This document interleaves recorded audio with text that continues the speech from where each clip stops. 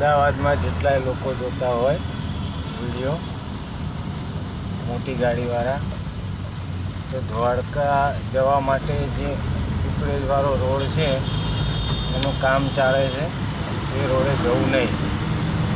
જેથી તમે હેરાન થશો અને લોકલ પબ્લિક બી હેરાન થશે, ગામડા લોકો અહીંયાના, એટલે અહીંયાથી જવું નહીં. જો આ ટેમ્પો કેટલું